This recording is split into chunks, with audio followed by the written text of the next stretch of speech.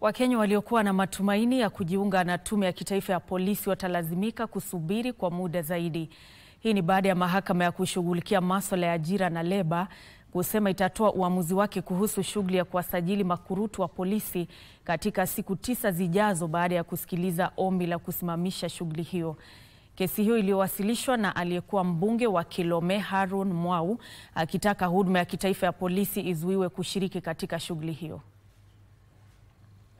Leo katika mahakama ya kushughulikia masuala ya ajira na leba, Jaji Helen Wasilwa alisikiliza mawasilisho kuhusu mvutano unaigubika shughuli ya kuwasajili makurutu wa polisi. Katika ombi hilo, Harun Mwau kupitia wakili wake Martin Gitonga alidai kuwa kuna tofauti kati ya wanachama wa huduma hiyo na watu wanaoshikilia nyadhifa au kuhudumu katika huduma hiyo. The intention may have been, as presented by the third respondent, to water down the mandate of the police command, to introduce civilian oversight. Jaji Wasilwa alieleza kuwa ni haki ya Inspector General wa polisi na huduma ya kitaifa ya polisi kuajiri, kutoa mafunzo, kupeana majukumu, kupandisha vyeo, kusimamisha kazi kwa muda wa kuwafuta kazi maafisa. In fact, the opening line of that advertisement is the Kenya Defence Forces is pleased to announce recruitment drive. So similarly, in our case, we are saying it is a National Police Service that also equally, as a national security organ, possess that mandate to recruit, and not the National Police Service Commission.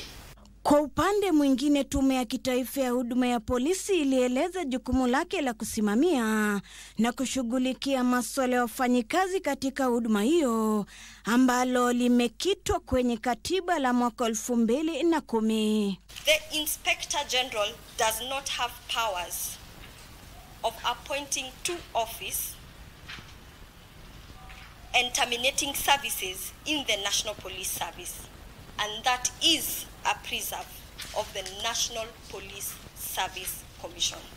Tume hiyo pia ilirejelea chimbuko lake kutokana na mageuzi yaliyotekelezwa baada ya uchaguzi wa mwaka 2007, ikisema kuanzishwa kwake ni sehemu ya mapendekezo ya tume ya uchunguzi wa ghasia za baada ya uchaguzi na jopo kazi la kitaifa la mageuzi ya idara ya polisi. Ombi hilo lililowasilishwa na Mwau mnamo tarehe 30 mwezi Septemba linataka kubatilishwa kwa tangazo la kuwasajili makurutu wa polisi lililochapishwa tarehe 19 mwezi Septemba mwaka huu, ikidai kuwa tume hiyo ya polisi haina mamlaka ya kuajiri maafisa wa polisi. The nature of the petition and the agency involved in it, I propose to deliver your judgment on the 30th of this month, which is next week, on Thursday.